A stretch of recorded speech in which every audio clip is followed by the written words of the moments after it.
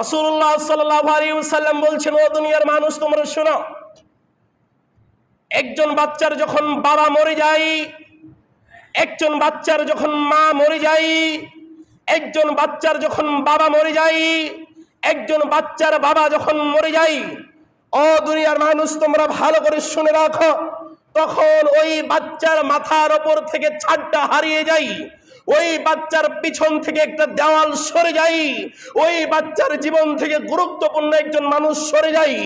এই জন্য তোমরা যারা গার্জেন থাকবা, ওই এতিমদের সাথে তোমরা উত্তম ব্যবহার করো, সুন্দর ব্যবহার করো।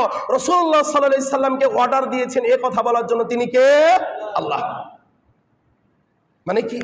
ইতিম নিঃস্ব হয়ে গেছে, বাবা মরে গেছে, কিন্তু আমরা আফসোস, আমরা এতিমদের সাথে কি আচরণ করতে পারি না? ভালো আচরণ করতে পারি না। আপনার বাড়ির পাশে এতিম আছে, আছে না নাই? আপনার বাড়ির পাশে একটা বিধবা মহিলা আছে, আপনার বাড়ির পাশেই এতিম বাচ্চারা ঘোরাফেরা করে, অথচ আপনি তাদের সাথে ভালো আচরণ করতে পারেন না। যদি এতিমদের সাথে ভালো আচরণ না করা হয়, যারা এতিমদের সাথে ভালো আচরণ করবে না, তারা যেন জান্নাতে আমার সাথে থাকতে আশা না করে, তারা যেন আমার সাথে জান্নাতে থাকতে আশা না করে। কে বলছে এটা? রাসূলুল্লাহ সাল্লাল্লাহু আলাইহি সাল্লাম। এবার রাসূলুল্লাহ সাল্লাল্লাহু আলাইহি সাল্লাম বলছেন, ও দুনিয়ার মানুষ তোমরা শোনো, ও দুনিয়ার ব্যক্তিত্বরা তোমরা শোনো, যদি তোমরা এতিমদেরকে ভালোবাসো, যদি তোমরা এতিমদের মুখে খাবার তুলে দাও, যদি তোমরা এতিমদেরকে খাদ্য খেতে যাও, যদি তারা বালেগ হওয়ার আগ পর্যন্ত এতিমদেরকে ভালোবাসো, টাকা দিয়ে, ভালোবাসা দিয়ে, কথা দিয়ে, শরম দিয়ে যদি তাদেরকে ভালোবাসো, আমি রাসূলুল্লাহ সাল্লাল্লাহু আলাইহি সাল্লাম বলছি, তুমি এবং আমি মুহাম্মদ সাল্লাল্লাহু আলাইহি সাল্লাম, তুমি এবং আমি মুহাম্মদ সাল্লাল্লাহু আলাইহি সাল্লাম, তুমি এবং আমি মুহাম্মদ সাল্লাল্লাহু আলাইহি সাল্লাম জান্নাতে এই দুটি আঙ্গুলের মতন থাকবো। সুবহানাল্লাহ। দুটি আঙ্গুল লেগে আছে না? তার মানে রাসূলুল্লাহ সাল্লাল্লাহু আলাইহি সাল্লাম এই জায়গাতে থাকবেন, আমি এই জায়গাতে থাকবো। কথা কি আমার বোঝা গেছে?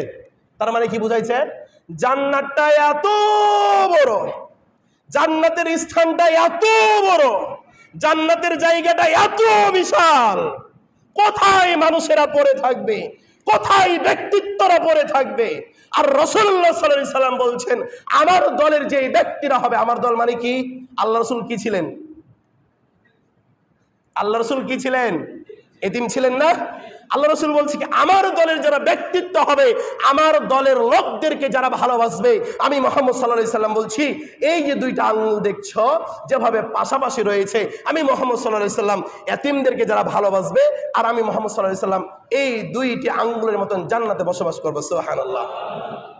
তার মানে কি জান্নাতে যাওয়া হবে না? হবে না? তার মানে এতিমদেরকে যদি ভালোবাসেন, কি করেন?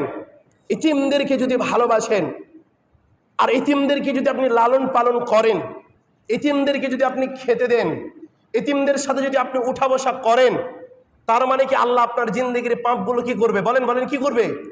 ক্ষমা করে দিবে। ক্ষমা না করলে কি জান্নাত যেতে পারতেন? তার মানে কি আল্লাহ রাসূল কি বলেছে?